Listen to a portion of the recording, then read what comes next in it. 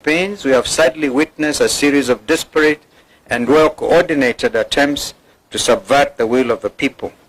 Number one, the heavy and intimidating deployment of police officers, many of them in plain clothes, accompanied by brutal attacks on opposition leaders and supporters.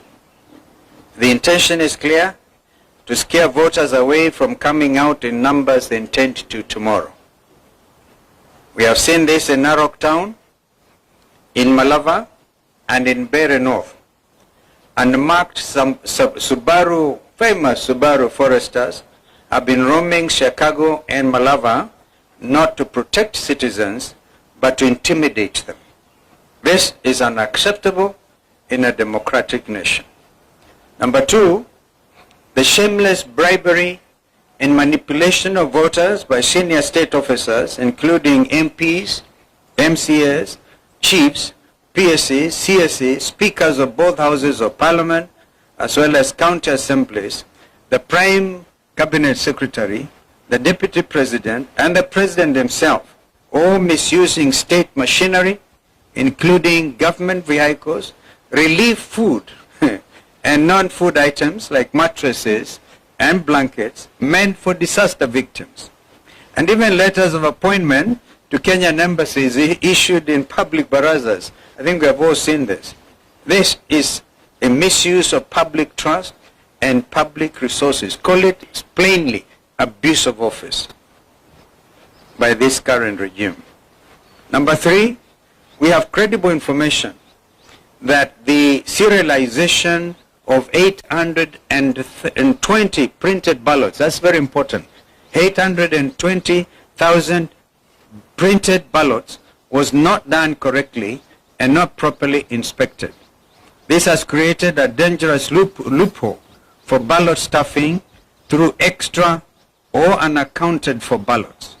We are further aware that 30,000 pre-marked ballots have already been dispatched to the targeted battleground areas of Magarini, Malava, and Bere North through compromised presiding officers. This strikes at the heart of electoral integrity. Fourth, we have seen extended and illegal campaigns conducted by regime agents well beyond the official campaign period, escorted by police officers and accompanied by hired goons. This is a deliberate attempt to tilt the playing field and subvert the will of the people. Number five, violence is being prepared and deployed as a tool to cripple these by-elections. There is a well-coordinated scheme involving sections of the police, hired goons, and compromised IEBC officials. In Valava, for example, hired goons reportedly under the command of Lugari MP Nabi Nabwera are expected to spark violence using pangas and rungus and other crude weapons. They are to be protected by police, including a special team which has already been dispatched from Nairobi and we're monitoring their movements, the infamous Subaru unit. Once voting is disrupted, compromised IBC ballots, compromised IBC officers and clerks are expected to use that chaos to stuff ballots. We saw this pattern during the Gen Z protests, where police did not stop goons, but actually enabled them. We have again seen police in Narok and Kabuchai captured on camera moving goons and distributing funds. This is a betrayal of the oath to protect. Finally, ladies and gentlemen, as we stated on November 20th, there is a deliberate plan to misuse mobile phones in polling stations in ways that violate the secrecy of the ballot. The response from IBC has been weak and insufficient, with the junior officer in Magarini giving a half-hearted explanation to an issue that demands the full attention of the chairperson and indeed the entire commission. Their silence deepens our concern about the integrity of this institution at this critical moment. The IBC, by failing to address the genuine concerns raised by the opposition and the media, and by neglecting to put in place the necessary remedial measures, continues to cast a long shadow of its own independence. This new commission now stands accused, not by us alone, but by its actions of presiding over a process whose credibility grows more questionable by the day. A democratic, free and fair election cannot be built on silence, on evasion or selective action. It must be anchored on justice. We therefore demand that the IBC rises to the moment and A, confronts and overcomes the challenges facing this by-election. This is the first true test of the new commission. They must either overcome these challenges or be overcome by them, squandering the little trust Kenyans still hold. The commission must assure all Kenyans that it is not entangled with broad-based masters. B, to our supporters across the country, come out in large numbers and vote for all united opposition candidates. Remain peaceful, but also remain vigilant. Document every irregularity and promptly report every form of electoral malpractice witnessed in your constituencies or in your wards. To our agents, you have been prepared for this day. Confirm that all ballot boxes are empty before voting begins. And check even any possibility of open windows where things could have been brought in and sneaked in. Do not abandon your stations until polling is fully concluded. Report every incident, from attempted inducements to photo taking inside booths to any form of voter harassment by police in uniform or in plain clothes. To the media, election observers and civil society organizations, please maintain maximum vigilance at all polling stations. Shine the light where others attempt to hide the truth. Expose every malpractice. This is what is expected of us as citizens of this country, that we have to dig in for democracy. E, the desperation of this regime is obvious to all. They are hanging by a thread. The writing is on the wall. The die is indeed cast. No amount of public money, no deployment of police, bullets or tear gas, and no intimidation of opposition leaders and supporters will succeed in silencing the will of the people. And to the broad-based operators clinging to their last straws, let it be known the people have already spoken. At this defining moment, we urge Kenyans to stand firm, stand peaceful, and stand together. Let us prove once again that no force, however desperate, can overcome a united and a determined people. The will of Kenyans is sacred. It cannot be bought, it cannot be bullied, or indeed it can never be broken. Tomorrow, let us vote with courage, guide the vote with vigilance, and move forward with faith, knowing that the truth may be delayed, but it cannot surely be denied. May God bless Kenya and all of us. My colleagues may want to add, but to do that aspect I talked about, the 820,000 ballots already printed. They were printed out in Greece, and the policy for by-elections has always been, you print locally. The Kenya Literature Bureau, for example, has been in that business.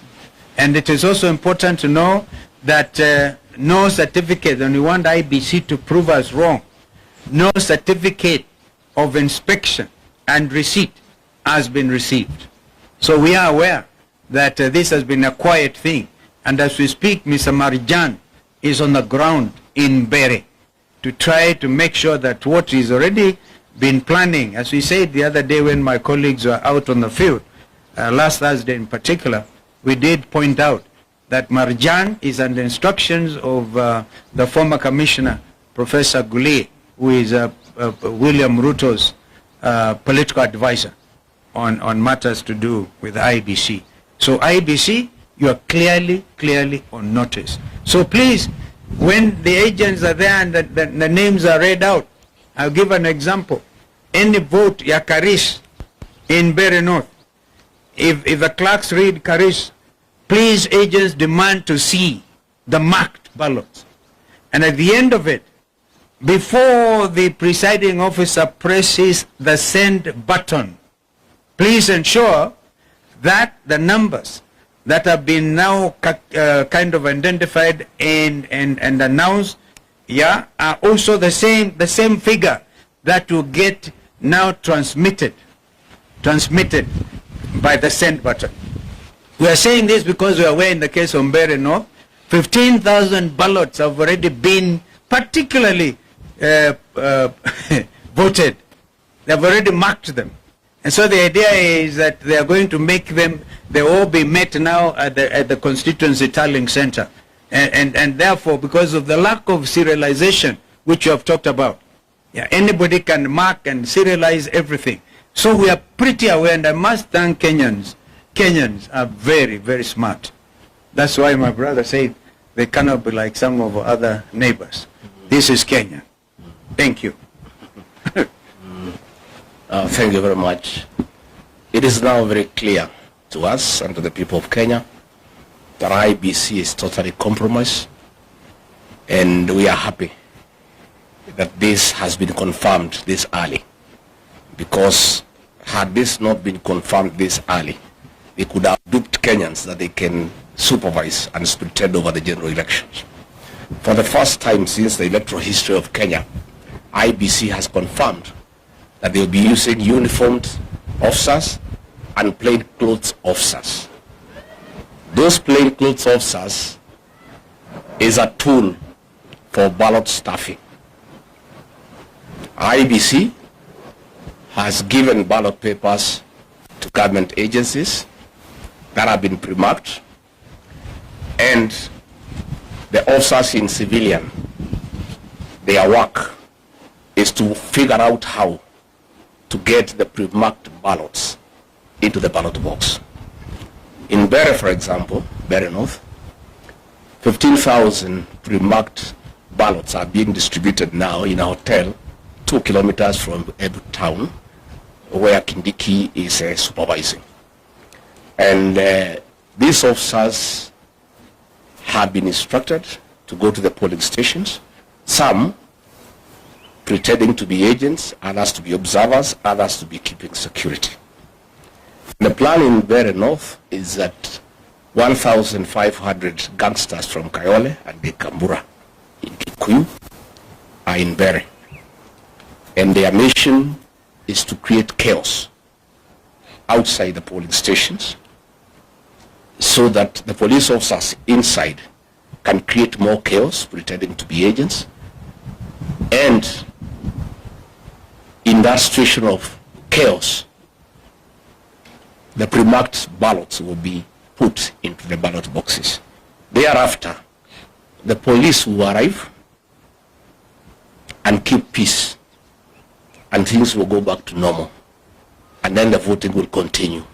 By that time, the pre-marked ballot papers will have been in the ballot box already. We are therefore saying, and the CEO of IBC, Marajan, is in Mbeere North himself overseeing that exercise. Let me ask government not to provoke the people of Mbeere North and the people of Kenya. Those people will not accept that situation. And I can tell you they are aware and they are waiting. And I think for IBC, they have lost an opportunity to work on some credibility where Kenyans can believe that they can be trusted to oversee the general election. So let me ask the people of Mbeere North to be vigilant, to go and vote, and hang around. And when there is a signal that the goons and the police have brought chaos, they too must come and protect their vote, because it's their right and it cannot be taken away from them. In Narok town, the governor has mobilized goons with the help of the Murang'a women rep and Betty Minor, again from Kikuyu, from Kayole, to go and intimidate members of the Kikuyu community in Narok town because they are perceived to be against government and to make sure they do not vote. I was there on Monday. There was a lot of violence by goons under police supervision in broad daylight. And I want to ask the members of the Kikuyu community not to fear to go and vote because they are Kenyans and they have a right to live anywhere in this country and they have a right to vote for whoever they want to vote for. Our party has organized adequate security to escort them to go and vote. And they should do so without fear. Because if they buy fear, this will set the stage for the rigging of the 2027 general election. So let us say that if William Ruto and IBC think they will rig the 2027 general election, they will be in for a rude shock. Admittedly, I think the by-elections are a trial run on how they can rig the 2027 general election. For us, it's also very good so that we see how they do it, so that we learn and we prepare. But I can tell you with certainty, the people of Kenya will not be intimidated to elect people they don't want. And Kenya is not Tanzania. This is a totally different country with a very resilient population who don't buy fear and who are not easily intimidated. In Bere North, William Ruto has spent over 700 million shillings trying to bribe voters. And on the eve of the closure of the campaign period, the people of that area are through with that money. They want to go and vote their men, and that is why now they want to stuff the ballots. And it will not work, and it will not happen. And it is wrong for government officers sitting somewhere in a hotel outside Embu to think that they can go and stuff ballots into ballot boxes where the people live. It is very difficult. It's not easy. So we want to ask IBC not to allow officers into polling stations. And we have asked our agents to demand from the presiding officer that all agents are frisked for weapons.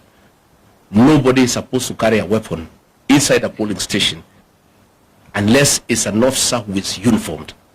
Anybody else, whether you are an agent, whether you are an electoral official, you cannot carry a firearm inside the polling station.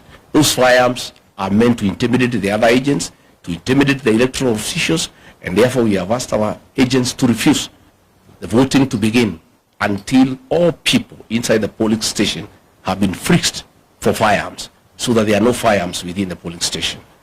And I think once that has happened, voting should go on, and the counting should go on, and whoever has won should be announced. We have asked the people of Bere North, after voting, all of them to proceed to the tallying center in Chicago, so that they can protect their vote. Because we cannot agree a few police officers organized by government to intimidate an entire population. It is not acceptable. It cannot happen. But the most annoying thing is that IBC has a guts to print ballots and give them to government. It's so sad. And they expect anybody to believe they can carry out a free and fair general election. They are going to set this country on fire. If those ballots are introduced tomorrow across the country successfully, because Kenyans will know, because the agents will be there, the police will use force, those activities will be recorded, and it comes to the attention of the people of Kenya that IBC with the government want to introduce ballot papers that are pre-marked, Kenyans will be ready. And it will not be easy. And they will set this country on very, very, very serious tension for the next 2 years.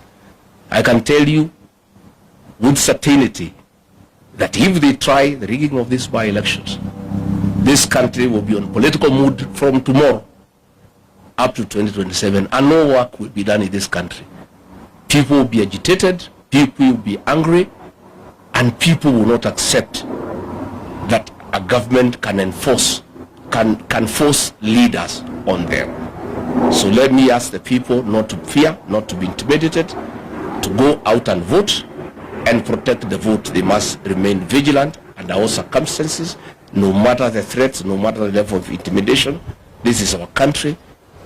We have no other country to go to, and the right to vote is absolute, and it must be protected under all circumstances. Thank you. Thank you.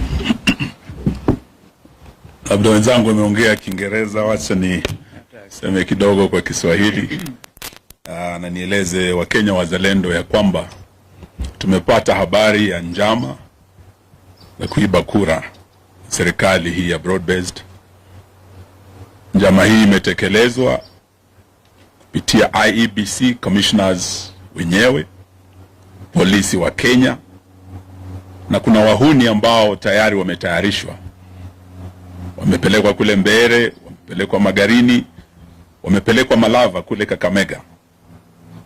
Na njama hii ni kwamba hawa wahuni wataanzisha fujo wakiwa chini ya ulinzi wa polisi, na polisi wataingilia kati kujifanya ni kama wanatuliza na waweze kusimamisha upigaji kura katika sehemu hizi tatu ambazo serikali tayari dalili imeonyesha watashindwa. Wanataka kugeuza uamuzi wa wananchi. Yetu leo ni kuambia Chairman Ethicon na Commission ya IEBC ya kwamba wana nafasi nzuri sana kuonyesha ya kwamba hii ni tume huru isiyoegemea upande wowote.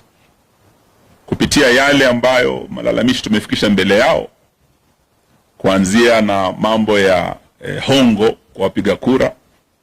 Haswa jana kumekuwa na women rep wa Kakamega, BLC Mahanda, akigawa chakula cha msaada, relief food, mchele, maharagwe, akipeana mattress na blanketi ambazo mimi nilikuwa napeana nikiwa waziri wa special programs. Wale wamepata majanga kule Turukana, mafuriko kule Nyanza na kwingineko. Hii ni chakula ya dharura kusaidia msaada wale wameumia. Sio wapiga kura, wakulima wa bidii ambao wana chakula chao, lakini wanatumia chakula cha serikali, mattress za serikali, kununua wapiga kura wapigie kura. Sio hiyo tu, njama ya pili kando na hongo ni kutumia fujo. Na hii fujo itakuwa kupitia hawa wahuni na polisi. Silaha hizi mbili za hongo na fujo tumejua zitatekelezwa wapi na nani. Kama Malava, nimetoka huko jana, mbunge wa Lugari Bwana Nabina Bwera, tunajua ya kwamba wewe ndio komanda ambao umepewa jukumu hilo. Tunajua ya kwamba Mheshimiwa Wetangula, Mheshimiwa Mudavadi, Mheshimiwa Oparanya na viongozi wenzetu kutoka magharibi mwa Kenya wamekuwa kwenye njama hii wakiongozwa na none other than Faruk Kibet, msaidizi wa rais, karani wa rais. Sasa ndio mdosi wa hawa jamaa. Kile anasema is what goes in Malava. Ameishi kule mwezi mzima, hajaondoka. Na leo tutataka tumwambie Bwana Faruk Kibet, ile njama umepanga tunajua. Kulikuwa na njama ya kwamba viongozi waweze kushikwa. Mheshimiwa Senator Halwale is targeted for arrest.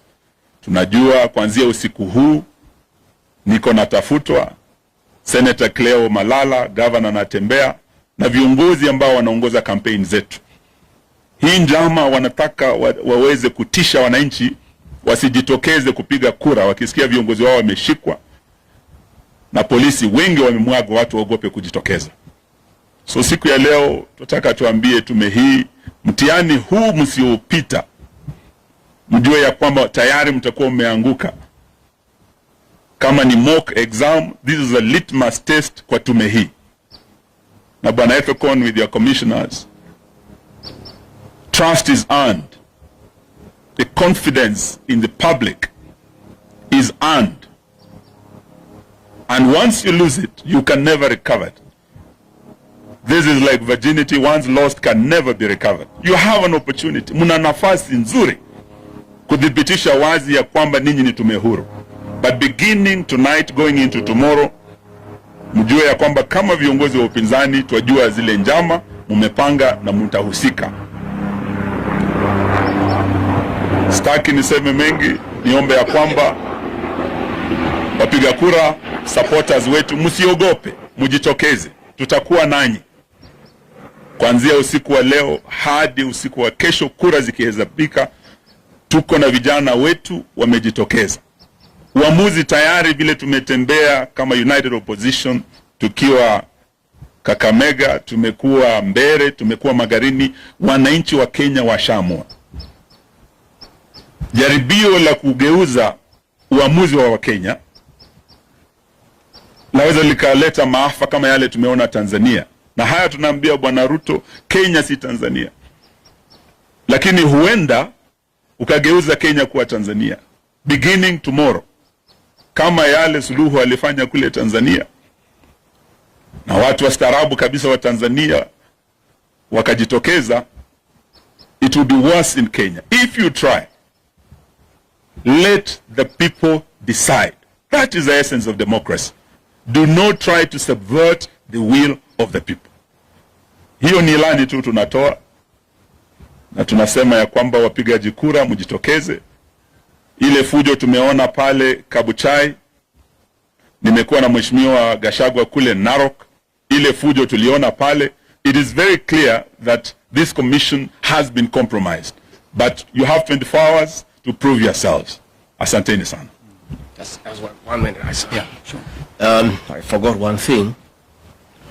We have credible information as part of the strategy in case they don't succeed during the day to introduce the pre-marked ballots. The officers in civilian will cause chaos at 5 to delay the counting until nightfall. And once it's dark, the PS for Energy, Alex Wachira, has confirmed to everybody that there will be power blackout in all these areas, so that it creates the best environment for chaos and for getting the pre-marked ballots into the ballot box. We want the CS Energy or PUADI to confirm to the people of Kenya, because it's important, that there will be no power blackout in those areas where there are by-elections.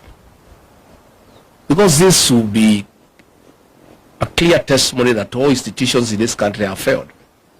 And they are part of the Kenyan fraud of stealing from the people of Kenya their birthright.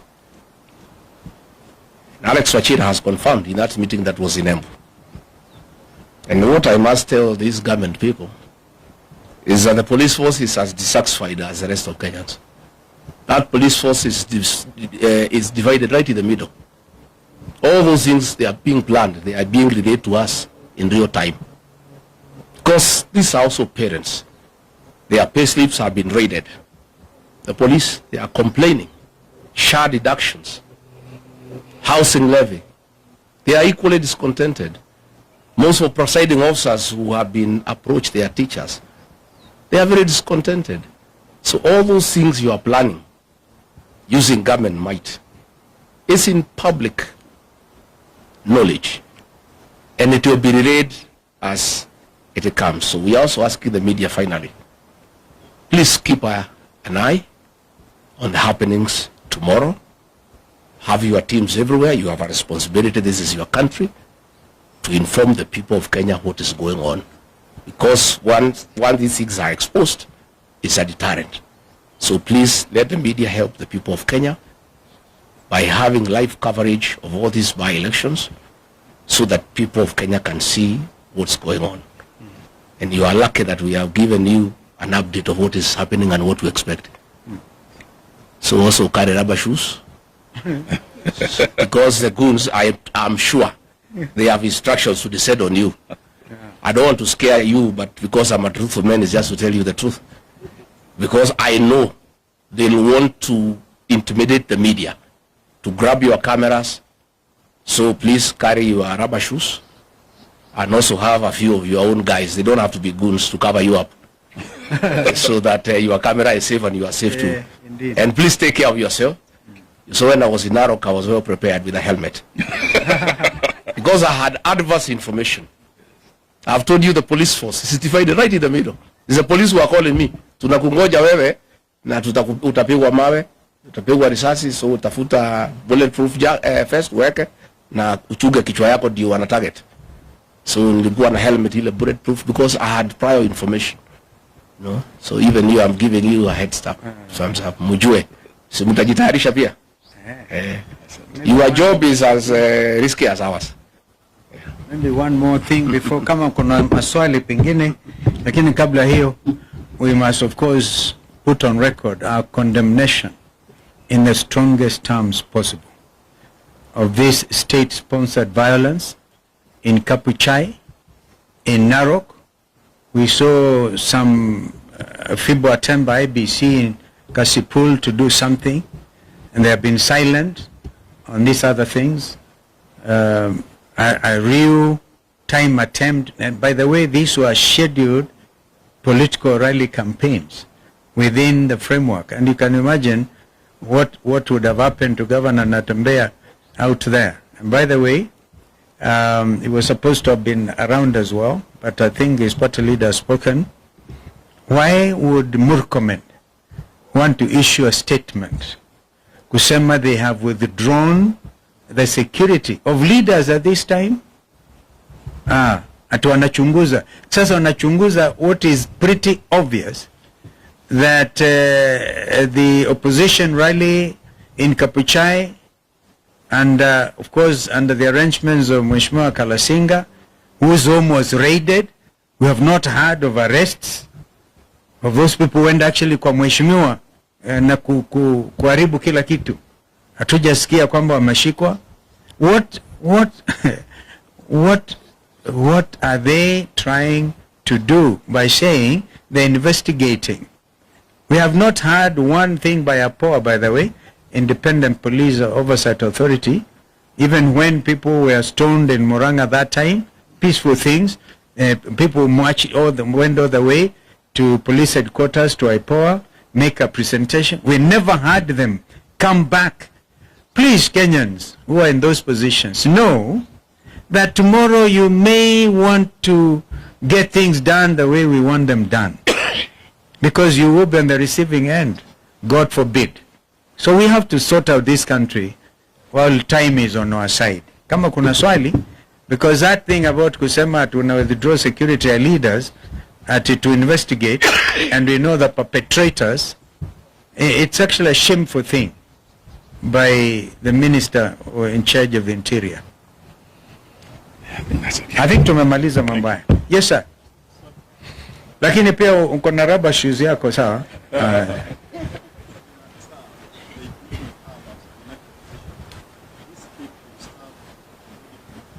Yeah. We think it can, by the way, we have flagged out those places, but nothing. You remember I talked about 820,000 printed ballots, all right? And each of them is supposed to have a serial number. I wanted to look at that statement. Si ndio nakwambia, ndio najaribu kukujibu kwamba angalia hiyo statement tena, that there is no serialization of those ballots. Wanaanza, we have got this from real time, by the way, on people who are everywhere, some in Kasipul, right? That inarukwa serial number, therefore giving, I think those are the numbers, zile zimerukwa, ndizo wanataka kutumia, waweke ballot stuffing, alafu waonyeshe ndizo hizo. Kama wanavyosema ndugu Rigiji, kwamba ikifika saa 11 usiku, saa 1 jioni wanazima mataa na kuintroduce those ballots. That's why we are saying the agents for United Opposition wawe macho from 5 o'clock in the morning to make sure the ballot papers are completely empty, to make sure hakuna mtu anaingia pale mwenye silaha, to make sure hakuna mtu agent waangalie kama kuna watu wanaenda kupiga picha kwa secret, to avoid the secrecy of the ballot. Waangalie hiyo yote, wawe macho na wasilale kwa kituo. mpaka mambo yajulikane. So that's including what I said. That's absolutely vital, because if the presiding officers under instructions of Marjan are able to press the send button to the constituency tallying center, kwa mfano, or to the ward tallying center, what that will mean is that number may be different from ile imehesabiwa 1 2 3 4. Ehe, Karisa amepata hii. What is your name, sir? Koenga naye amepata hizi. Sasa inaenda kitu tofauti. So the whole thing is the agents, and we have told our agents to be thorough. To be thorough. Lazima tukomeshe wizi wa kura Kenya hii. I think for Kapchai, and we are talking about Kisa East, the main target is actually Malava and Western. Yeah. What we do know, the way Rigiji has said, 15,000 pre-marked are headed to Bere North. For Malava, we have 10,000. We are aware they have sent 10,000 pre-marked ballots to Malava. And there are specific areas where tonight they are being dispatched. And once they start the violence, the police come in, there's disruption. There are presiding officers who have already been put in the loop, been compromised with that mission of making sure 10,000 ballots that are not for Malava people, that are pre-marked elsewhere, transported into Malava, are stuffed into those ballot boxes. So these we are aware, and 10,000 have also gone to Magarini. Obviously, you can see Bere North is the highest target, 15,000.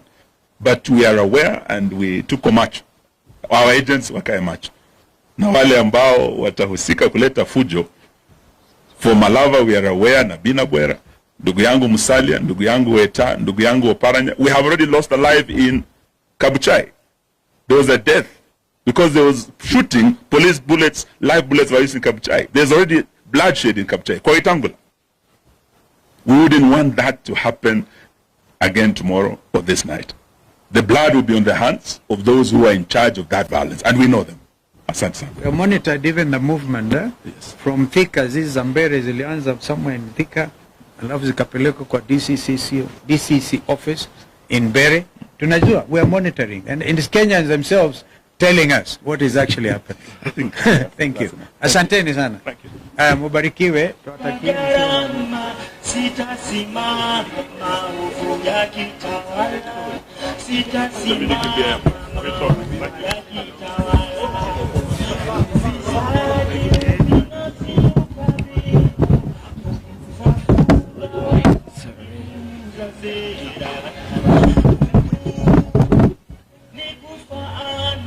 Sitasimama maovu ya kitawala.